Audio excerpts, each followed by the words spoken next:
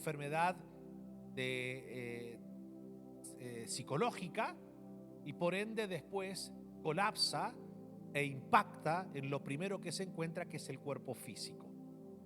De hecho, un estudio que también se realizó últimamente en relación a tantos muertos que ocurrieron sobre el 2020, ¿se recuerdan con la pandemia?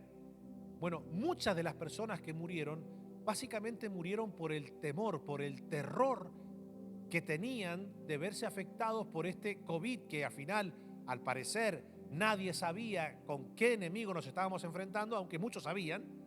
Lo que pasa es que lo ocultaron. Entonces la gente, cuando al principio de la pandemia se encontraba y miraba que estaban los contenedores en Nueva York sacando a la gente muerta, tirada a la gente en la calle allá por Italia, en China, ¿se recuerdan? Entonces la gente, cuando se veía que el COVID le venía, inmediatamente, ¿qué comenzaba a trabajar más allá de la enfermedad, más allá del virus en el cuerpo? ¿Qué comenzaba a trabajar? Entonces la gente, o sea, si tenía que ir al hospital, ya la gente, y cuando esto te comienza a trabajar, eso claramente sobredimensiona el poder de la afección física, de la enfermedad que nos toca atravesar. De hecho, la otra vuelta estaba estudiando que una de las torturas que se aplicaban en la Segunda Guerra Mundial era que, por ejemplo, le vendaban los ojos a las personas, porque acuérdense que cuando hay guerra, aún en la guerra hay reglas que uno debe cumplir. Por eso que, por ejemplo, cuando hay una guerra y la guerra se termina, pueden acusar a un país de crímenes de guerra. Y vos decís, bueno, ¿cómo lo van a acusar de crímenes de guerra si estaban en guerra? Sí, bueno, pero también hay leyes que se deben cumplir aún en la guerra. ¿Se entiende hasta acá? Entonces,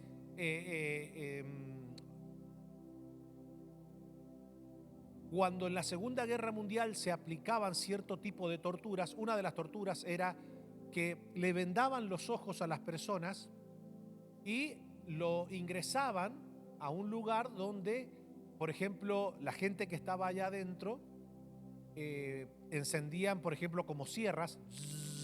Entonces habían personas, pero claro, el que estaba con los ojos vendados solamente escuchaba lo que estaba ocurriendo.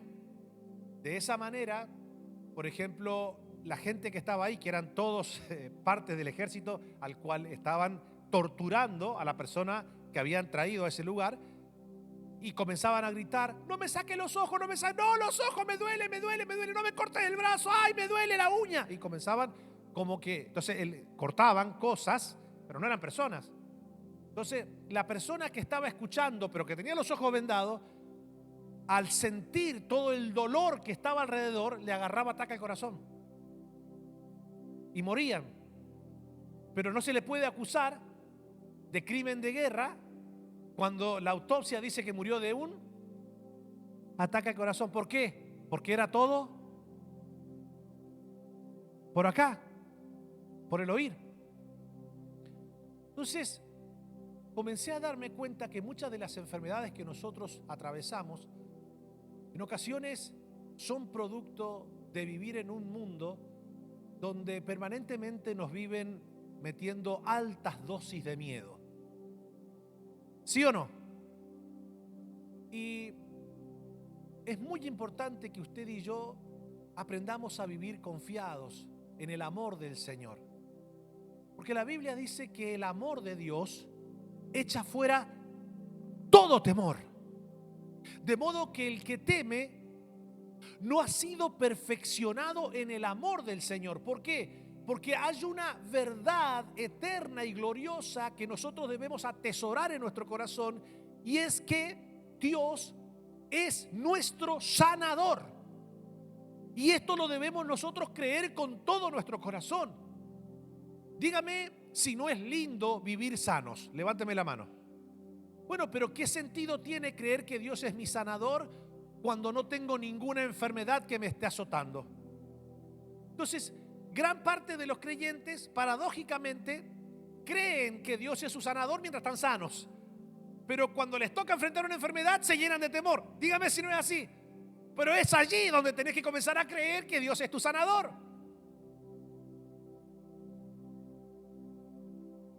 Porque nosotros en ocasiones nos vamos a tener que enfrentar a una enfermedad. Dígame, a ver si alguno aquí alguna vez le tocó atravesar alguna enfermedad. Hay gente que nunca se enfermó. Padre, gracias por los inmaculados.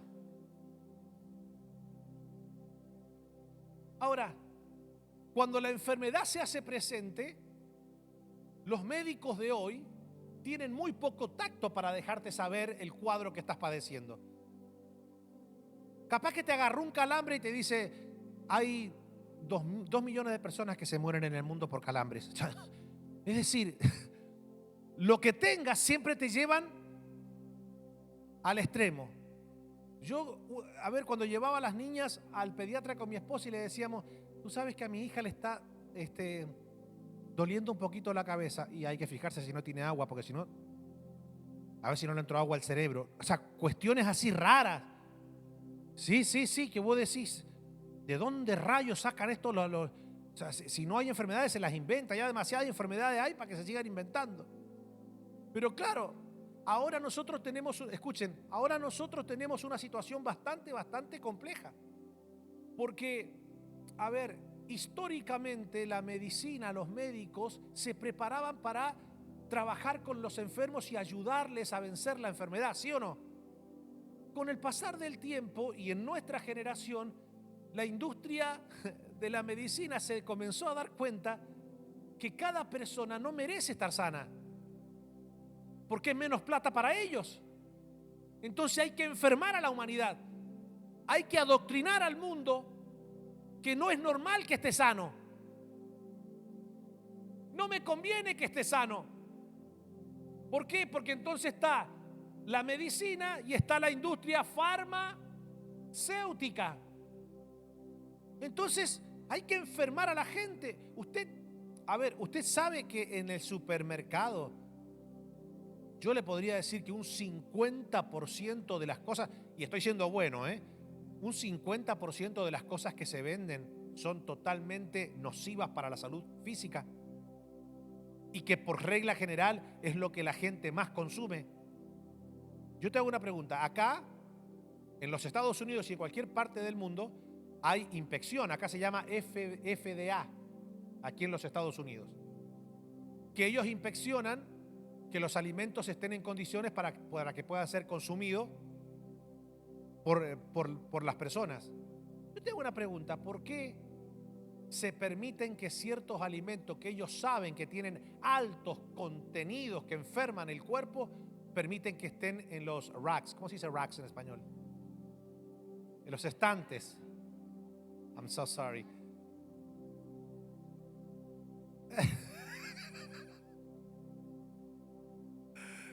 ¿Verdad?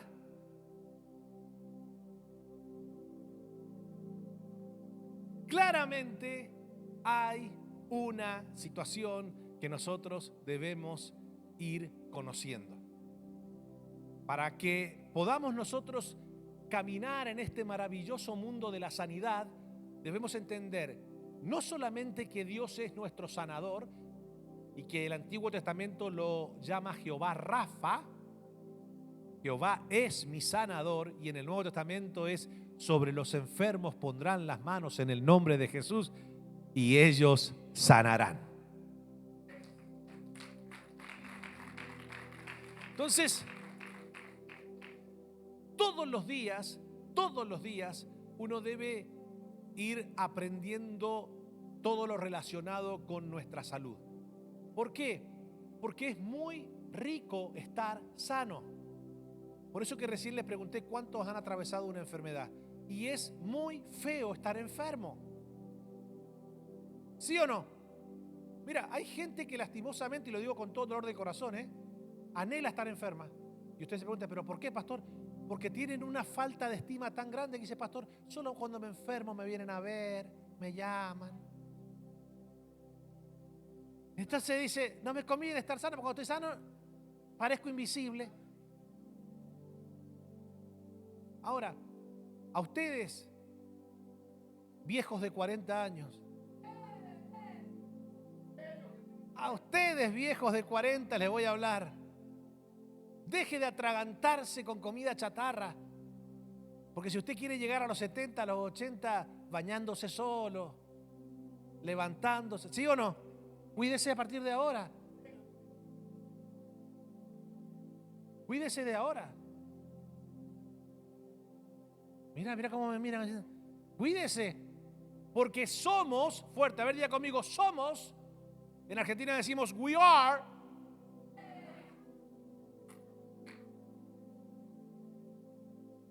Somos lo que comemos en todos los aspectos. Físicamente, emocionalmente y espiritualmente.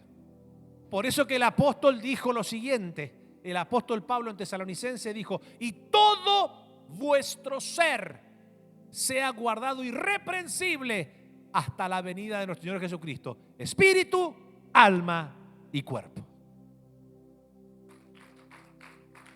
Entonces, si ya sabemos que Dios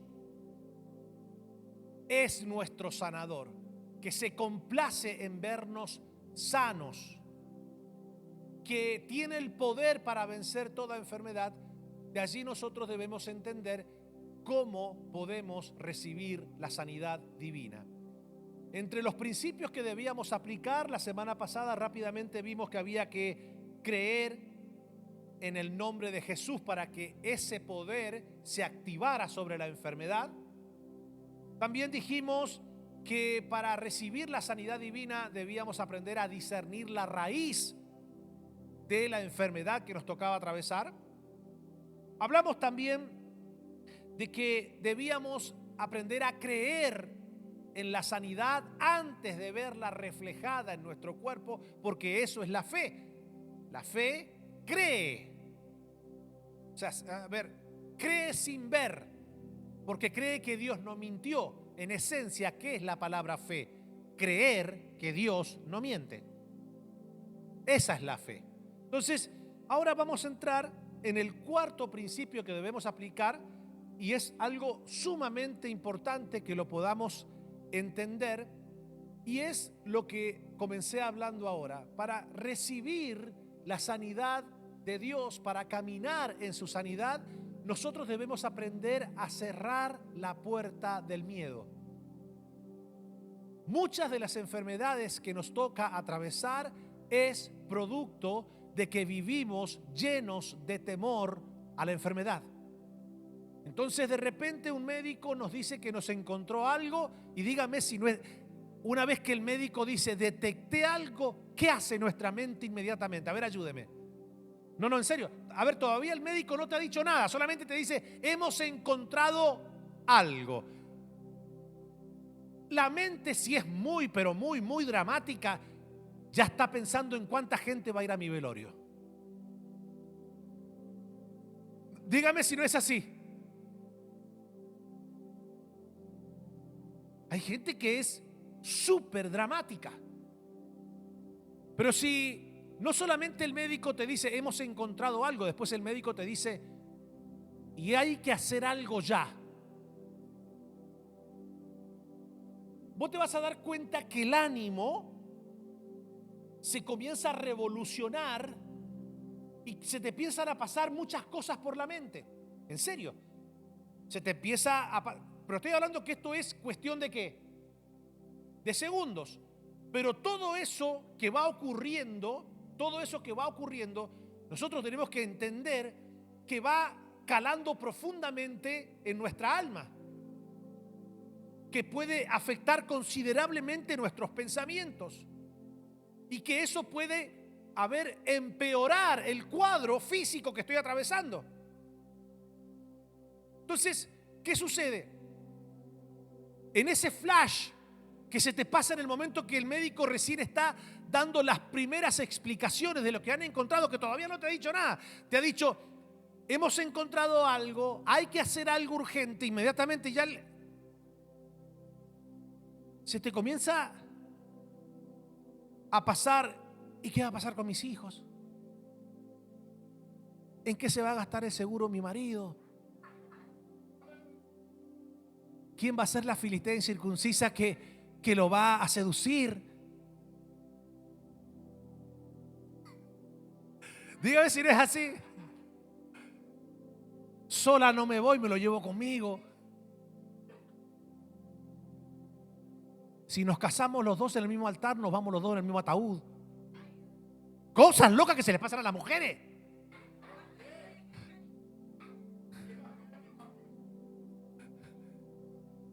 De ahí salen los pensamientos. De esta tierra no me voy primero, vos te vas primero que yo. O te lo llevo o te lo mando.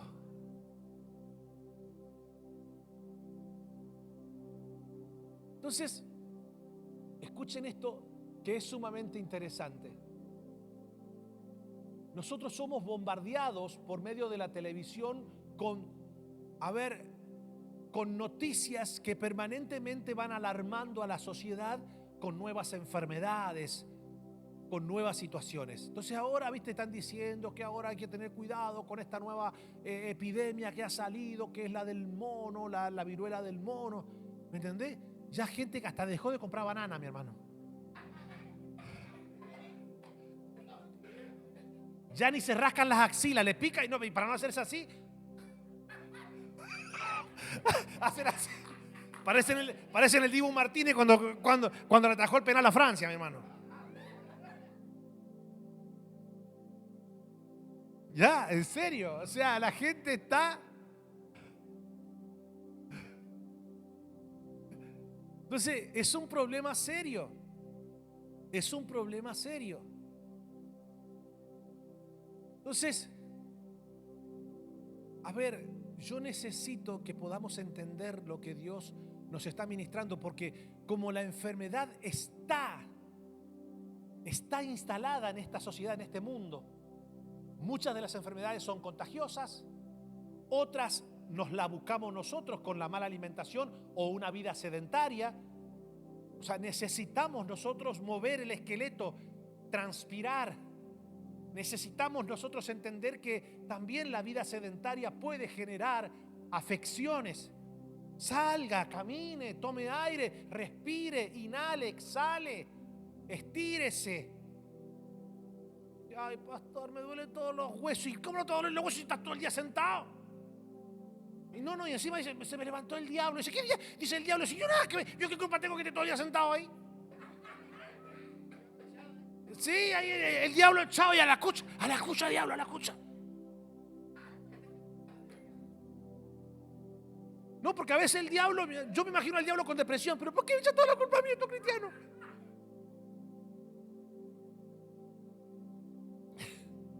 Yo claramente que hay enfermedades que el diablo trae, ¿sí o no? Pero no le echen la culpa de todo. Entonces, escuchen, mi gente linda, esto es muy importante que lo entendamos. ¿Se recuerdan que Job, más allá de toda la tragedia que le tocó atravesar, muchos conocen la historia de Job, pero para aquellos que no lo conocen rápidamente, Job era un hombre temeroso de Dios, apartado del mal, y era una persona que era justa delante de los ojos del Señor. Sin embargo, en un momento determinado le comienzan a pasar calamidades horribles y todo en un mismo tiempo. Se le mueren los 10 hijos, pero claro, y usted dirá, pastor, ¿pero cómo que se le murieron los 10 hijos? Sí, se le murieron los 10 hijos en el mismo día. No solamente que se le mueren los 10 hijos, el hombre era un hombre próspero, que tenía bastante propiedades. Sin embargo, de la noche a la mañana, en el mismo momento en que se le mueren los 10 hijos, también se le viene todo abajo su vida empresarial. Queda sin nada, el ganado quedó sin nada. La persona en la cual él intentaba apoyarse, como todo hombre que atraviesa un problema, que se quiere apoyar en su mujer,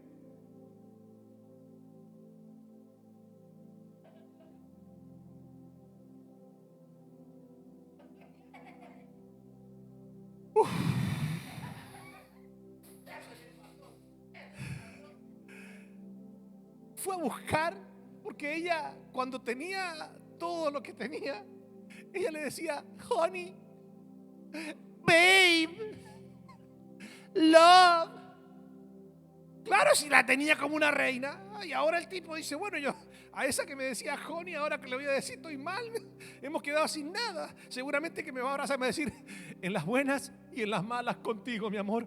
en la cumbre y en el valle, en el cielo y en la tierra. Donde quiera, mi amor, aquí estoy contigo. Nos vamos a levantar de nuevo. Job esperaba eso de su esposa. Por eso, hombres,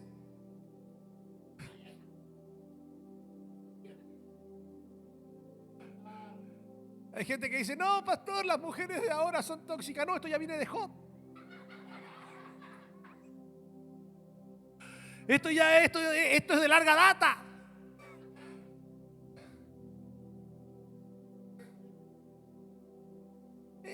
Job, como somos nosotros los hombres, vamos a buscar apoyo, vamos a conversar con nuestras esposas. Se le acercó. ¿Y sabe lo que le dijo la sierva? No le dijo: ¿qué pasó, babe?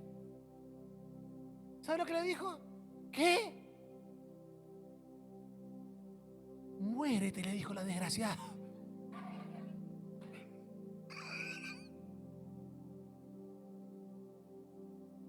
Y Job, no lo dice la Biblia, pero Job le dice: pero babe, ¿qué babe? Ni babe.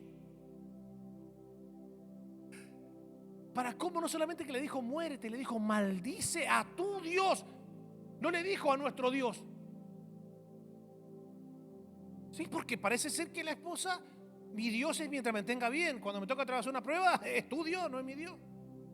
O sea que negó a Dios, porque según ella ya no era su Dios. Y encima le dice al pobre tipo que necesitaba una palabra de aliento, un abrazo. Necesitaba una mujer que lo... Muérete, le dijo. Yo quiero pensar que le dijo muérete porque capaz que lo único que le iba a quedar era el seguro de vida de Job. Noten ustedes, no sé si me pueden ayudar ahí o si eso va a quedar así. Ayúdenme. Yo necesito que ustedes vayan entendiendo todo el escenario que Job le tocó ir atravesando. Una situación dificilísima para aquellos que tristemente han pasado por la experiencia de ver partir a un hijo primero. Yo jamás me animaría a decir: no, yo me imagino el dolor. No, es que yo no me imagino ni tampoco me quiero imaginar. Por eso que es la única pérdida que no se le encuentra un nombre para asignarle. Si se te muere un cónyuge, se le llama viudo. Si se te mueren los padres, se te llama huérfano. Pero si se te muere un hijo, no se encuentra en el diccionario un calificativo. Claro, pero no se encuentra. Dígame cómo se le dice a alguien que ha perdido que partió un hijo primero. No hay forma. No hay forma de poder decir con algún adjetivo, con algún calificativo. Entonces, a Job se le van los 10. A Job, bueno, lo material se puede recuperar, ¿sí o no? Pero Job también, matrimonialmente, o sea, tiene una mujer. A ver, yo estoy bromeando con la mujer. Obviamente, no todo el mundo reacciona igual ante semejante eventualidad. Esto es así, mi hermano. Porque a quien no le pasó eso, dice: ay, pero qué carnal la mujer de Job. Bueno, pará. Yo recién estaba echando chistes, pero es una situación que nadie sabe cómo puede reaccionar, ¿ok? Porque es una situación bastante fuerte. Eso tampoco la justifica. Ella tendría que haber actuado de otra manera, ¿ok? Sí, yo soy estricto, pero le digo a la mujer. Ahora, faltaba algo más en la vida de Job.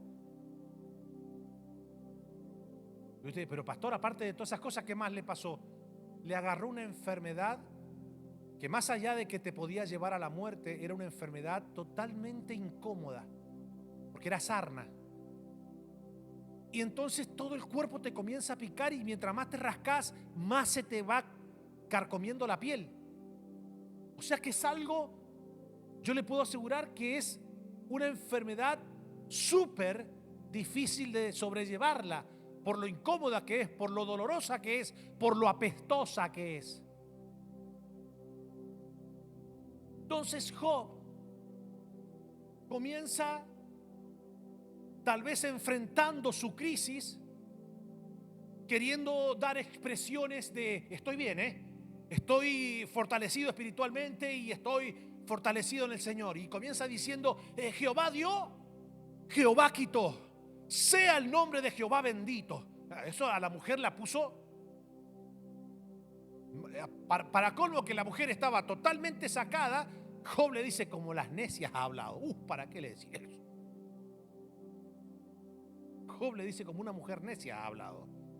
¿Acaso tomaremos de Dios lo bueno y lo malo no? Entonces, claro, la mujer, cuando Job le dice así, dice, ¿sabe qué? Maldice a tu Dios y muérete. Porque quien fue el que trajo la idea de que era Dios el autor intelectual de toda la calamidad que estaban sufriendo, fue Job. Y entonces la mujer dice, tú me estás diciendo a mí que Dios me mató los 10 hijos, nos dejó pobres y nos mantiene en esta situación. Sí, entonces yo no quiero un Dios así. Moriste vos y no quiero un Dios así en mi vida. Entonces Job ahora, sin una buena relación matrimonial, sin nada económicamente hablando, los hijos, y ahora se encuentra totalmente enfermo. ¿Quién se le podía acercar si la única que le podía ayudar era la mujer? O sea que la situación era bastante alarmante. Pero Job, como siempre nos puede pasar a todos, ante situaciones que nos impactan, a veces en primera instancia tenemos una reacción que parece espiritual, pero después nos va cayendo, decimos en Argentina, nos va cayendo la ficha. ¿Se entiende? ¿Me siguen hasta acá? En primera instancia, Jehová dio, Jehová quitó. Ya desde el vamos, la expresión parece muy espiritual, pero ¿era una realidad? No. ¿Quién era el que estaba detrás de toda esa calamidad horrible que estaba atravesando? ¿Quién era el autor? Era Satanás. Sin embargo, en esa situación, Job intenta sacar su mejor versión espiritual, pero no guiada por el espíritu, sino guiada por su religiosidad. Cuando le comienza a caer la ficha, cuando el tipo ya van pasando los días y se va dando cuenta, porque algunos que han pasado por esta experiencia de perder un hijo, te dicen, en primera instancia estoy en shock, pero a medida que van pasando los días y que van pasando las semanas, es como que el dolor, lejos de disiparse, se va agigantando, porque ahora voy sintiendo la ausencia. ¿Se entiende? Entonces, cuando Job va atravesando toda esa situación, ustedes se van a dar cuenta que hay diferentes momentos que Job va atravesando en ese proceso que está sufriendo. Y de repente, él comienza a tratar de encontrar el por qué. Ya no es Jehová dio, Jehová quitó sin ningún tipo de, no se cuestiona nada. ¡Pac! Ahora Job dice, bueno, déjame saber por qué. Para los amigos de Job, los amigos, se recuerda que vienen 3 amigos, la teología que ellos tenían, la doctrina que ellos tenían en la cabeza, era que para que una persona pasara por lo que Job estaba pasando, claramente había cometido pecado delante de Dios. ¿Por qué? Según la teología de ellos es imposible que Dios permita esto sin que no haya un pecado que le haya abierto la puerta. ¿Se entiende? Y Job se trataba Job le decía, yo no pequé. Entonces le decían a los muchachos, dale, Job, ya está, si ya perdiste todo. Abrite, dale. Y Job se frustraba más todavía, porque Job tampoco podía mentir que había pecado. Pero entonces, en esa indagatoria personal que él va teniendo a medida que va pasando los días, llega un momento y dice, me parece que he encontrado la raíz. Acuérdense que van pasando los días y de repente ese que dijo Jehová dio, Jehová quitó, de repente ahora suelta otra frase que no tiene nada que ver con la primera. Y en esa parte dice, maldigo el día en que nací. ¿Te das cuenta? Diga conmigo, is creator the fichator. Le está cayendo la ficha. Está aterrizando. Está aterrizando. Yo le puedo asegurar que muy pocas veces usted va a ver la historia de Job como se la estoy diciendo, pero es así. Porque estamos haciendo un seguimiento de su comportamiento. Pero llega un momento en donde él trata de dilucidar la razón y dice: me parece que encontré la razón. Me parece que encontré cuál fue la puerta que abrí para que me viniera semejante tribulación. Mira lo que dice la Escritura. Job, capítulo 3, 25 y 26, dice: lo que yo siempre había temido. Para. Entonces, lo que Job está diciendo es: yo estoy logrando hacer memoria. ¿Se recuerdan que la Biblia dice que Job se levantaba temprano y hacía ofrenda por sus hijos? Claro, pero a ver, la ofrenda que hacía Job no era una ofrenda de confianza, certeza por sus hijos y su bendición. Dice la Biblia que él se levantaba y ofrecía ofrendas por si acaso. Él no tenía la certeza de que sus hijos estuvieran haciendo todo lo malo, pero por si acaso hubiese pecado. O sea que él, en la doctrina que tenían los amigos, es decir, si alguien peca, viene toda una destrucción, una calamidad, ¿se entiende? Entonces él, al no saber concretamente qué hacían sus hijos cuando celebraban las fiestas, él se levantaba, pero la ofrenda estaba cargada ¿de qué? De miedo. Por eso que él decía: por si acaso mis hijos han pecado. Entonces, ¿qué es lo que está tratando de entender? A Job dice: yo ofrecía todo el tiempo sacrificios y ofrendas por mis hijos, porque yo tenía miedo que en un momento determinado esa noticia de que todos murieron a causa de su pecado tocare mi puerta. O sea que la ofrenda que él presentaba a Dios era una ofrenda que estaba basada en el temor de que sus hijos murieran. También puede haber tenido temor de que todas las riquezas que él había acumulado se fugaran. Yo le voy a decir algo, míreme todo el mundo. ¿Cuántos alguna vez han estado en una posición económica elevada? Es decir, que cobran $17 la hora, $18 la hora. ¿Cuántos han sido alguna vez ricos? ¿O has sido rica? ¿Cómo es una buena posición? Es la única, hermana. Todo lo demás, che, no hay uno millonario acá. Qué lindo rebaño me dio el Señor, papá. Ahora.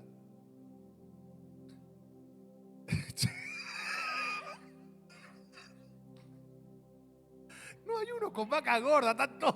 Pastor, tengo la vaca flaca amarrada hace 35 años en el corral. Y mira que le doy hierba, pero siguen flaca la desgraciada. Les cuento la costilla a 3 kilómetros de distancia.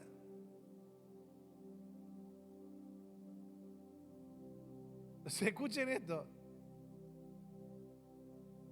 Por regla general, las personas que, por ejemplo, logran superar la barrera normal del bienestar y comienzan, no le digo a ser multimillonarios, pero a ser ricos, a tener bastante, vos te vas a dar cuenta que por regla general, no todos, pero por regla general, esas personas viven con un afán de perder lo que tienen.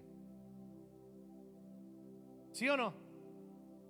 Viven con un estrés constante de decir: tanto me costó. Por ejemplo, si arrancaron de abajo y se ven de repente con un bienestar abundante, si no se cuidan espiritualmente, si no le dan lugar a la paz del Señor en su corazón, le comienzan a venir pensamientos raros, ¿viste? Como diciendo: y si de repente cambia el gobierno y todo me viene mal y pierdo todo, no quiero volver atrás. Y sin darse cuenta que le van abriendo la puerta, ¿qué? Al miedo. ¿Qué es lo que es ansiedad? Es miedo camuflado. Entonces Job, tal vez, a pesar de que tenía mucho, se le cruzó por la cabeza la posibilidad que un día se podía ver sin nada. Pero también Job tenía miedo de enfermarse. Y mira lo que dice Job. Lo que yo temía, lo que yo siempre había temido, me ocurrió. Se hizo realidad lo que me horrorizaba. Estamos hablando de que Job tenía ese cuadro antes de sufrir todo lo que estaba pasando. Dice, no tengo paz ni tranquilidad, no tengo descanso, solo me vienen dificultades. Porque una persona que comienza a atravesar por ese momento ya no solamente que está experimentando todo lo que temía que le viniera, sino que ahora la persona se proyecta a estar todo el tiempo a decir, seguramente que se le pone negativa a la mente y comienza a decir, ya vas a ver, esto se va a poner peor y ya vas a ver, esto me va a venir. ¿Conocen gente así? Y te dicen, no salgo de una para entrar a la otra. Exacto. Parece que estoy orinado por un elefante.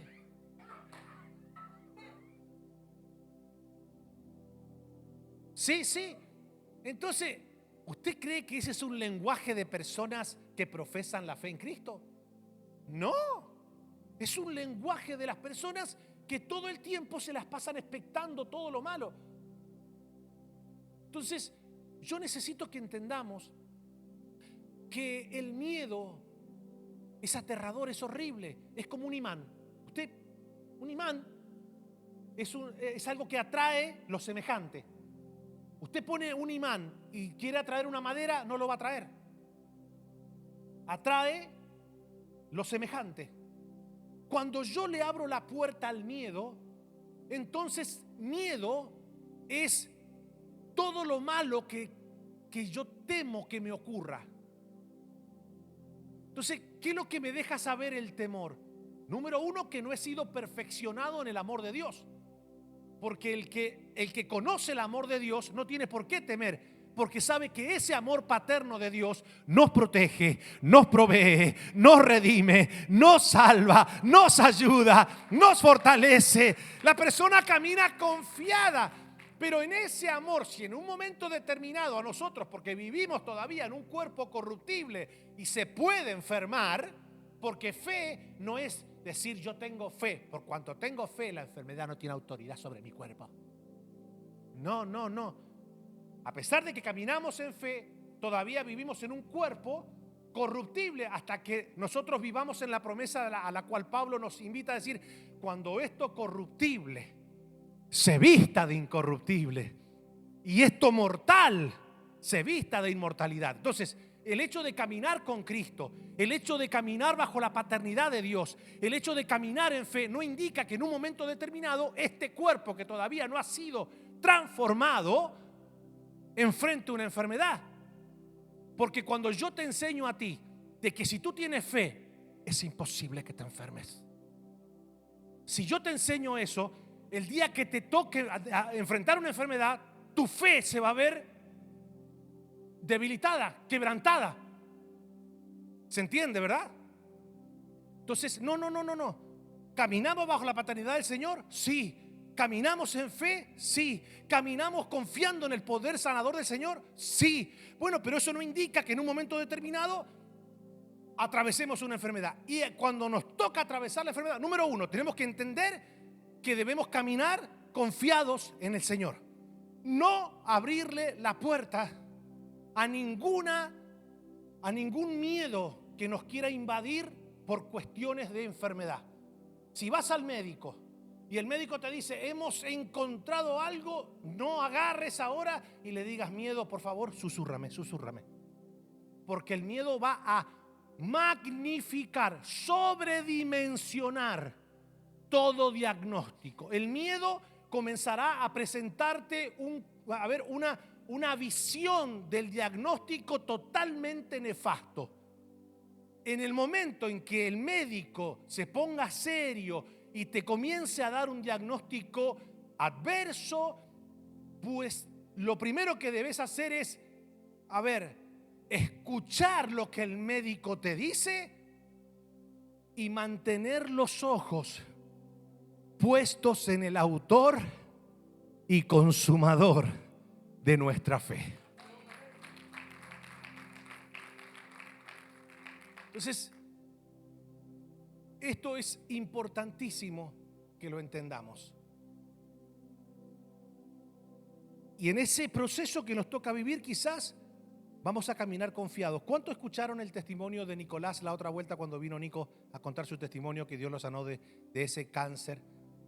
El muchacho argentino, ¿se recuerdan? Tuvo que atravesar casi 4 años, pelear con un cáncer totalmente letal que le iba y le volvía. Le iba, de hecho, ahí tenemos libros.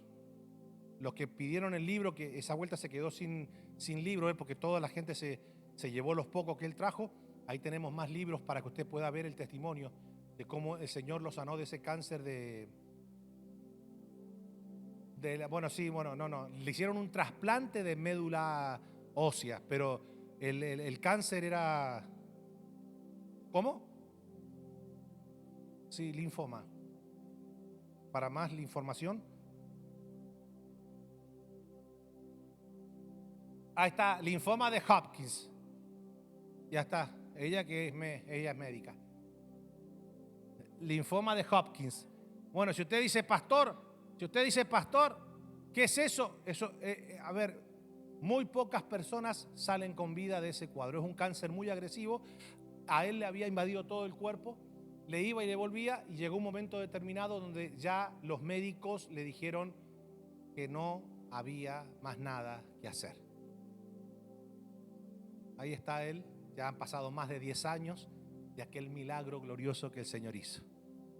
Porque hay algo que nunca debemos nosotros olvidar, que nuestra vida está en las manos del único doctor soberano. Soberano. Y Él tiene nuestros días en su soberana voluntad. Pero Dios, para obrar, Dios para que su poder se manifieste en nuestro cuerpo, su poder sanador estoy hablando, Dios necesita, diga conmigo, fe. Y la fe se deja ver por la confianza y la seguridad que uno profesa en el momento de la dificultad. Job pudo vencer todo lo que le tocó atravesar gracias al Señor, porque ¿sabe qué? Si hay algo que debemos entender, uno puede cometer errores. A veces puede decir cosas que no son correctas, como le pasó a Job. Pero el libro de Job comienza diciendo cosas o atributos de Job muy importantes, que era temeroso de Dios, que era un hombre apartado del mal. ¿Sí o no? Yo le voy a decir algo. Dios jamás abandona a aquellos que le temen y a aquellos que le aman. Jamás. De hecho, el libro de Romanos, capítulo 8, versículo 28, dice: todas las cosas, sean buenas o adversas, todas, ayudan y obran para bien a aquellos que aman a Dios. Eso merecía un aplauso.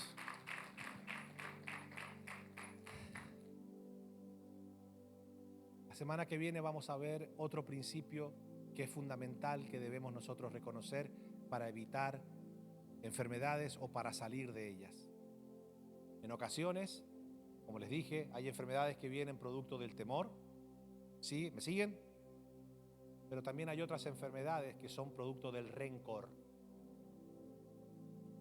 ¿Sí o no? Diga conmigo, el rencor no solamente enferma el alma, no solamente afecta nuestra vida espiritual, porque dice la Biblia que si nosotros no perdonamos a quienes nos ofenden, tampoco Dios nos perdonará a nosotros. O sea que es algo sumamente nocivo para nuestra vida espiritual, sino que el rencor genera cierta bronca, cierta irritación. ¿Sí o no? O sea, el rencor atrae muchos bichos, diga conmigo, muchos insectos emocionales. Claro, porque el rencor hasta te hace hasta te hace tener envidia. Dígame si no es así. Porque cuando una persona que te hizo una ofensa, que tú no le has perdonado y que le guardas resentimiento y que le guardas bronca y vos ves que esa persona prospera y se ríe, hasta te causa envidia. ¿Sí o no? ¿Cuántos alguna vez se han resentido con alguien? Padre, ninguno se resentió. Sí, así dijo un hermano un día, dice, no, pastor, yo no sé lo que es resentimiento. Y digo, hermano, ¿nunca te resentiste con nadie? No, dice, yo voy directo al odio. ¿Para qué pasar por el resentimiento, pastor? No, me hacen algo y los odio. Claro, ¿para qué voy a detenerme en esos aeropuertos pequeñitos? Yo voy a... Va al aeropuerto internacional del odio, mi hermano. Exacto. Entonces, es que lo voy a dejar para la semana que viene. ¿Qué le parece? Algunos dicen, no, pastor, ahora, háblelo ahora. Bueno, vamos a ir rápido. Esto es importante. Nosotros solemos ser personas con tendencia a vengarnos, porque eso está en nuestra carne. A no ser que usted esté hecho de otro material. A no ser que usted sea una momia ambulante en la tierra. Pero nuestra carne es rencorosa y vengativa. Por eso que usted se va a dar cuenta que cuando alguien le ofende o le hace algo, la primera reacción que tiene la carne, ¿cuál es? Hacer lo mismo, pero en forma más profunda, más hiriente. Por eso que la Biblia nos dice que tenemos que todos los días hacer morir la carne. Porque la carne es el enemigo que llevamos a cuesta todos los días. El diablo está afuera, aunque algunos quizás lo tienen adentro. Está como ese que era, pero malo. Viste una persona mala, pero tan mala era la persona que los demonios gritaban, libérenme de esta persona, libérenme de esta persona.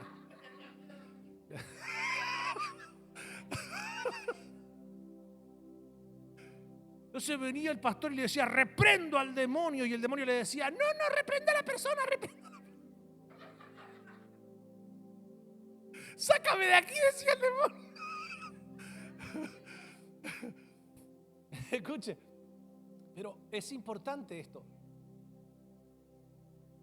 Nuestra carne, por naturaleza caída por el pecado, tiende a ser rencorosa, a pagar con la misma moneda con la cual le ofendieron. Por eso que el Señor, por ejemplo, en el Antiguo Testamento, nos decía que ojo por ojo y diente por diente. Entonces, ¿qué pasa? Eso a la carne le encanta, le gusta. O sea, yo te tengo que hacer lo mismo que tú me hiciste a mí. Entonces Jesús, cuando aparece, le dice, oísteis que fue dicho ojo por ojo y diente por diente, pero ahora no va a ser así.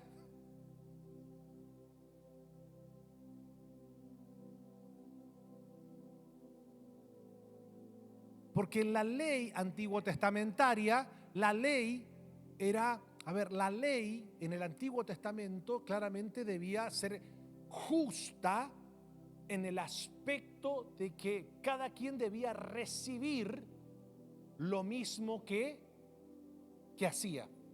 Cuando viene Cristo ahora, su ley está basada en el amor, en la gracia y en el perdón. ¿Por qué? Entonces Jesús ahora, cuando nos dice que debemos orar por lo que nos maldicen, bendecir a quienes nos maldicen, Jesús no está haciendo una apología al masoquismo. Lo que Jesús nos está enseñando es que cuando nosotros bendecimos a quien nos maldice, cuando oramos por aquellos que nos ultrajan, cuando nosotros no pagamos mal por mal, no estamos siendo personas bobas, tontas. Al revés, lo que Jesús nos está enseñando en este pacto de amor, de gracia, es que mediante esa actitud nosotros cuidamos el corazón. Porque la venganza nunca se sacia. Entonces, cuando Jesús está diciendo bendice a quien te maldice, no está diciéndonos que seamos personas tontas, inocentes, no, sino que seamos personas, por ejemplo, si yo le pago con la misma moneda a la persona que me insultó, yo estoy demostrando que soy igual que esa persona. Exacto, entonces cuando una persona entiende esto, se le cae todo un escenario que esta carne básicamente construye, porque, la venganza es muy peligrosa, porque te puede costar hasta la vida.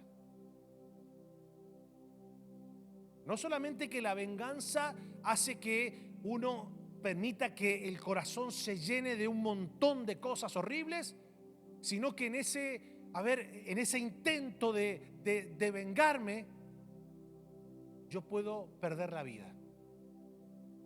Esto pasó aún no con un familiar directo, pero sí con familiares de familiares indirectos míos en Argentina. De repente pasaron unas personas, porque así comenzó todo, estaban en una plaza, se comenzaron a tomar, este me dijo yo le dije el otro, entonces se armó ahí, bueno, usted sabe cómo es la cuestión, ¿verdad? Fin, bueno, se armó lío, hubo bronca y ya está. Esa gente después pasó por la puerta de la casa, ¿tiró qué? Tiró piedra, ¿verdad? Al tirar piedra saltó uno y dice, ¿qué va a tirar piedra a mi casa? ¿A tirar piedra a mi casa? Bueno, todo esto, ¿qué va haciendo? A ver, ¿qué va haciendo? Bueno, ¿sabe lo que pasó? Tristemente, un muchachito jovencito, 20, 21 años, que por regla general, siempre es el que más buenachón es, que en un momento de bronca, de ira, de resentimiento, porque tiraron piedra, le saltó el valiente, y no es que, cayó el que es más sinvergüenza. No, por regla general, ¿quién cae? El más tranquilito, que decir, pero yo no sé ni por qué salió si no es así. Bueno, allá fue. Cuando abrió la puerta, solamente pudo abrir la puerta. No lo recibieron con piedras ni lo recibieron con golpes. Lo recibieron con un tiro. Y el amigo que estaba con él, sin comerla ni beberla, yo te hago el aguante. Agarraron los cuerpos, los metieron adentro de la casa. Cuando llegó la policía, defensa propia.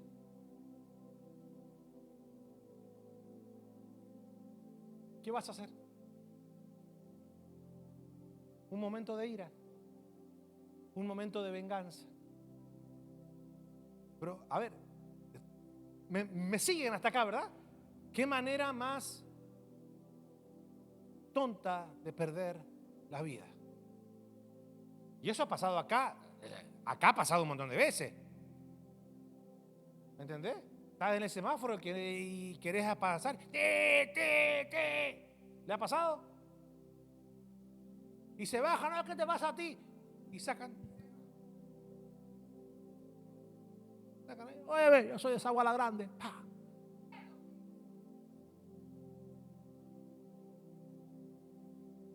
Sí. Pero escuchá, ¿no han visto los videos de personas que se matan cuando está el Black Friday? Porque se adelantó 2 o 3 personas y van y ¿sí o no? Un momento de ira, de rencor. Por eso que Jesús, cuando estaba diciendo esto, lo que nos estaba enseñando era ¿por qué poner en riesgo nuestra vida? ¿Y por qué dañar nuestro corazón? No, al revés, bendice, porque de esa manera tú proteges tu corazón. Sobre toda cosa guardada, guarda tu corazón, porque de él mana la vida.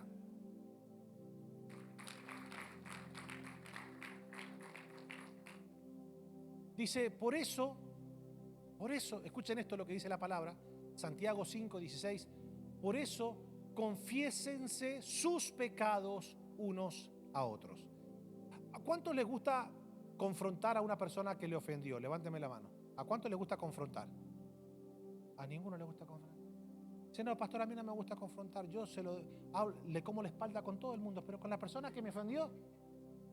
Viste que muchas veces le contamos a todo el mundo lo que la gente nos hizo, menos al que nos hizo la cosa.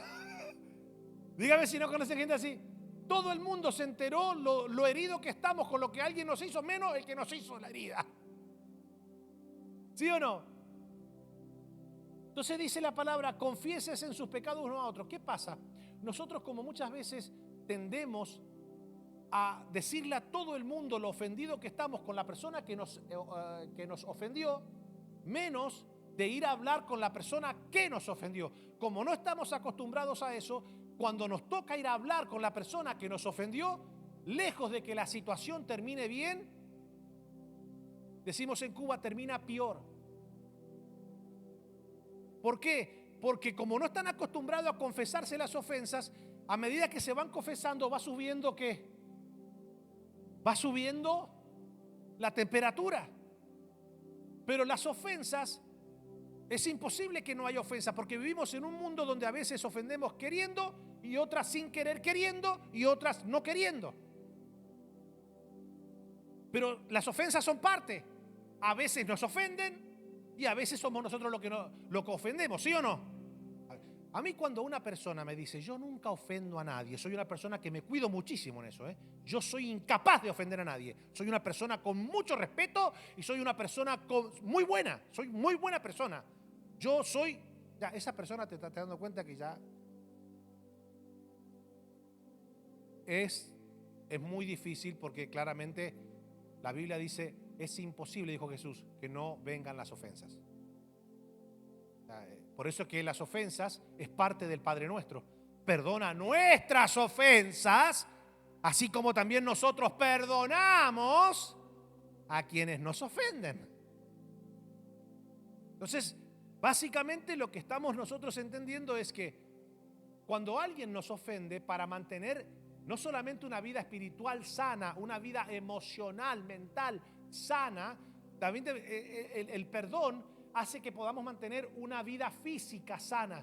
Porque a veces, no sé si le ha pasado, es tanta la bronca que le tenemos a la persona, estamos tan heridos por lo que nos hizo, estamos tan ofendidos que nos comenzamos a enfermar que los nervios, y los nervios hacen que se contraigan nuestros músculos, estamos tensos.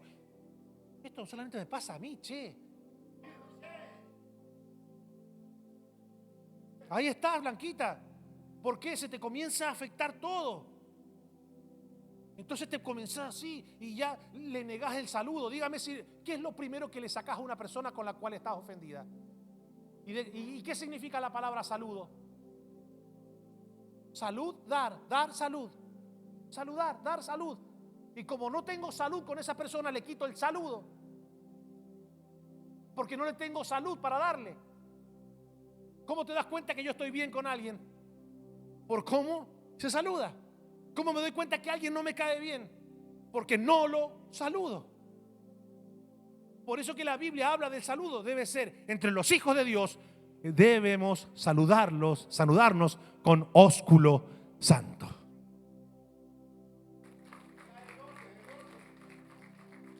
Entonces,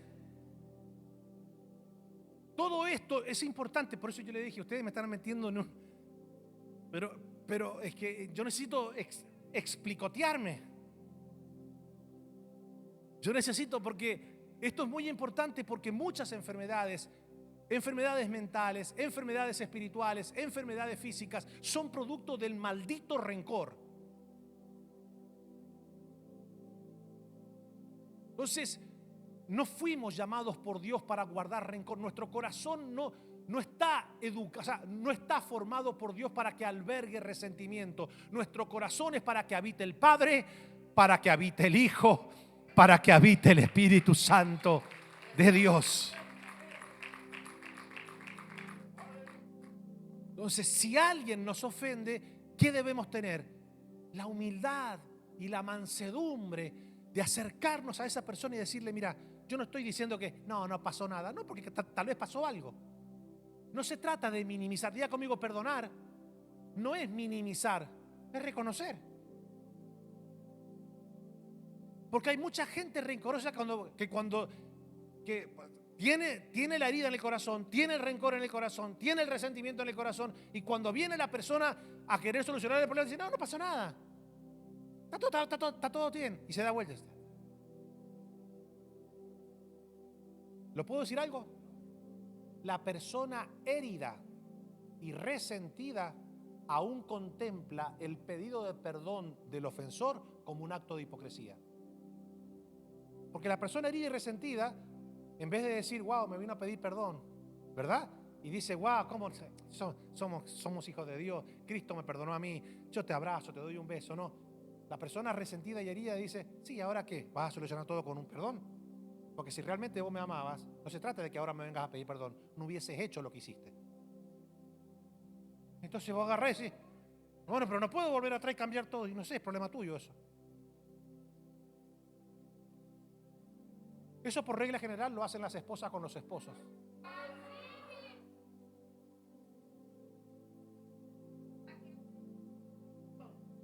¿Así? Una vuelta dice una esposa, mi corazón perdona, pero mi mente no olvida. Pero saca de acá, arrepentite. Entonces, ¿qué pasa? ¿Qué pasa? Diga conmigo,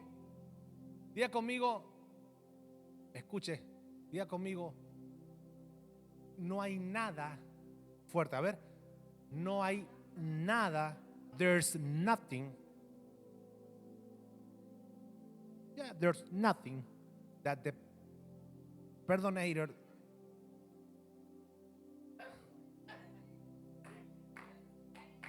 mira los dominicanos, hace que habla inglés.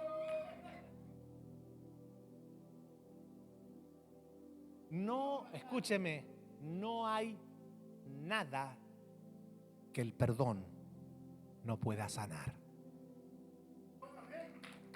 El perdón es sanador. Anote eso, póngalo en la red social. El perdón es sanador. Pero el perdón, escuche, el perdón es liberador. Pero el perdón es un acto de reciprocidad a Dios. ¿Por qué? Porque la persona que perdona dice, ¿cómo yo no voy a perdonar a un mortal cuando el Dios inmortal me ha perdonado tanto a mí? ¿Cómo yo le voy a negar el perdón a un imperfecto cuando el Dios perfecto me ha perdonado muchas veces a mí? Por eso que el perdón es un gesto de reciprocidad, de entender. Y la Biblia dice que juicio without mercy tendrá el que no hiciere misericordia. Juicio sin misericordia tendrá el que no hiciere misericordia. Entonces el perdón es sanador. El perdón es liberador. El perdón, nos ayuda a equilibrar el sistema nervioso. El perdón sana las heridas del alma. Es un cicatrizante. Qué rico se siente. Dígame si no es así. Dígame que cuando hay buena voluntad de las partes afectadas y ambos se perdonan y se piden perdón, dígame si no es rico. Eso es cuando estamos hablando de, por ejemplo, familiares, relaciones interpersonales. Pero mira, y cuando es matrimonial,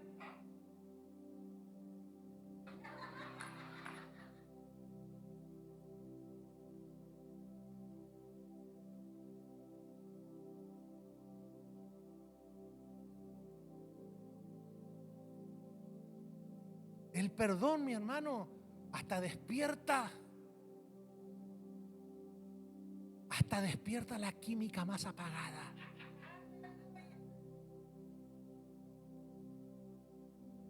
Entonces dice la Biblia, por eso confiésense sus pecados unos a otros. Y luego, es decir, una vez que yo confesé mi pecado o confesé mi ofensa, ¿qué debo hacer una vez que ya confesé? A ver, orar, ahí está, orar. Porque si no oras, entonces capaz que la situación, lejos de apaciguarse, se incrementa. Y dice, y luego oren, es decir, Ya nos confesamos, mira, te pido perdón por esto que te ofendí. Bueno, mira, yo también te pido perdón y también te perdono. Listo, como hijos de Dios, ¿verdad? Entonces, ¿ahora qué hago? Orar. ¿Por qué? Porque la oración es lo que sella. Entonces dice, y luego oren unos por otros. Hagan eso para que Dios los sane. La oración de quien está bien con Dios es poderosa y efectiva. La Reina Valera dice, la oración eficaz del justo puede mucho. Díganme si no hemos aprendido en esta tarde principios hermosos. ¿Se dan cuenta que caminar en la sanidad de Dios no es producto del azar, sino producto de los principios que uno debe aplicar? Y Dios nos va alumbrando el entendimiento con su palabra y vamos dándonos cuenta que, wow, hay muchas enfermedades que podemos nosotros superar, vencer, cuando nosotros aplicamos los principios que Dios nos va enseñando. Nosotros ahora debemos examinarnos. Somos personas que cuando vemos las situaciones que están pasando, le abrimos la puerta al miedo. Si ese es su caso, hoy es el día para decirle yo, Señor, nunca más le voy a abrir la puerta al miedo. Voy a abrirle la puerta a tu poder, a tu gracia, a tu bendición. Y si soy una persona que ahora me estoy desayunando con que, wow, yo nunca había conocido lo peligroso que es el resentimiento, el guardar rencor en el corazón y cuánto daño le puede hacer a mi salud, no solamente a mi salud física, sino a mi salud emocional, a mi salud espiritual. Bueno, yo creo que Dios nos está enseñando y creo que Él nos está proporcionando las herramientas para que caminemos en esa maravillosa sanidad divina. Quiero invitarla a que se ponga de pie. Quiero que mires a la persona que está al lado tuyo y decirle, te perdono. Vete en paz. Vete en paz. Sana, eres sano. Levánteme la mano a las personas que les cuesta perdonar. Levánteme la mano a los que les cuesta, o sea, cuando alguien le hace algo que le cuesta perdonar. Hoy es el día para que, diga conmigo, hoy es el día para decirle al Señor, perdóname porque yo necesito tener el corazón. A ver, para una persona que entiende lo que Dios nos ha perdonado, dice la Biblia que al que mucho se le perdona, mucho ama. ¿Verdad? Entonces, claramente, o sea, el perdón es un factor que nos cuesta aplicar cuando nos sentimos mejores que los demás y no contemplamos que somos realmente personas muy vulnerables y que podemos cometer errores y que nosotros debemos sembrar perdón porque permanentemente lo vamos a necesitar, no solamente de nuestros semejantes, sino también de Dios. Si nosotros no perdonamos a quienes nos ofenden, Dios no nos perdona a nosotros. Pero hay gente que quizás dice, pastor, a mí no me cuesta perdonar, pero sí me cuesta mucho ir a pedir perdón. Y ahí sí es un problema. Porque lo único que no nos deja ir a pedir perdón es el ego. Y la Biblia dice que Dios atiende al humilde, mas al soberbio, al altivo, lo mira de lejos. No lo atiende, lo mira de lejos. Por eso que es tan importante, mi hermano, desarrollar la virtud de perdonar y de pedir perdón. Al fin y al cabo, eso es lo que nos deja saber a nosotros qué tan profundo es nuestra espiritualidad y nuestro amor por Dios. ¿Cuánto les dan un aplauso al Señor? Yo le invito a que ponga la mano en el corazón, cierre sus ojos un momento. Señor, qué linda palabra que nos has ministrado en esta tarde. Hemos aprendido muchísimo lo importante que es aplicar estos principios gloriosos que nos ayudan, Dios mío, a caminar en esa sanidad divina. Te pedimos que nos perdones si en ocasiones no hemos perdonado. Te pedimos que nos perdones si le hemos abierto en un momento determinado la puerta al miedo y hemos imaginado cosas que claramente nos han apartado y nos han asfixiado la fe. En esta noche yo quiero agradecerte por este maravilloso rebaño que me permites pastorear. Y aquí todos queremos humillarnos ante tu presencia, reconociendo que te necesitamos, oh Dios, que tú eres el centro de nuestra vida y que necesitamos, Dios mío, tu perdón cada momento. Perdónanos y ayúdanos, oh Dios, a ser espirituales, a ser maduros en la fe. Ayúdanos, Señor, a tener siempre la mansedumbre y la humildad, no solo de perdonar, sino de pedir perdón. Que los ojos de nuestro entendimiento sean abiertos cada día para que podamos contemplar por encima de cualquier diagnóstico médico adverso, podamos contemplar tu grandeza, tu bondad, tu poder sanador sobre nuestras vidas. Te amamos, Señor, porque tú nos amaste primero. Señor, perdonamos a quienes nos han ofendido, perdonamos a quienes nos han maltratado. Y también, Señor, pedimos perdón si hemos ofendido a alguien, si hemos maltratado a alguien, si hemos destratado a alguien. Señor, perdónanos en el nombre poderoso de Jesús. En esta noche, levante su mano y voy a orar por sanidad. Vamos, esta es una noche para que, si usted está atravesando alguna enfermedad física,